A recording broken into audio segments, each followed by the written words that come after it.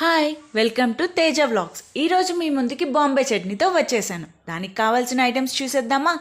ముందుగా అయితే శనగపిండి 1 టేబుల్ స్పూన్కి హాఫ్ టీ గ్లాస్ వాటర్ ఉండలు లేకుండా కలపాలండి. తర్వాత ఆనియన్స్, పచ్చిమిర్చి, కరివేపాకు, తర్వాత ఆలు తీసుకున్నాను. నా ఫేవరెట్ అండి ఆలు. ఆ ప్లేస్లో carrot, beans, green peas, capsicum ఏదైనా తీసుకోవచ్చు. మా ఇంట్లో ఆలు ఉంది, సో ఆలు తీసుకున్నాను. తర్వాత కడాయి పెట్టుకొని 2 టేబుల్ స్పూన్ ఆయిల్, శనగపప్పు, ఆవాలు వేసుకోవాలి. తర్వాత ఆనియన్స్, పచ్చిమిర్చి, కరివేపాకు వేసుకొని కొంచెం సాల్ట్, ఆలు వేసుకొని ఫ్రై చేసుకోవాలి. తర్వాత పసుపు, నాకు ఎంత కావాలో వాటర్ అంత తీసుకున్నాను. ఒక పెద్ద గ్లాస్ వాటర్ తీసుకున్నాను. నా క్వాంటిటీకి సరిపోయేంత తీసుకున్నాను. మీకు ఎంత కావాలో తీసుకోండి. ఇక్కడే మెయిన్ ట్రిక్ అండి. మనం శనగపిండి కలుపుతూ ఉండడమే మెయిన్ ట్రిక్, లేకపోతే ఉండలు కట్టేస్తుంది అనమాట.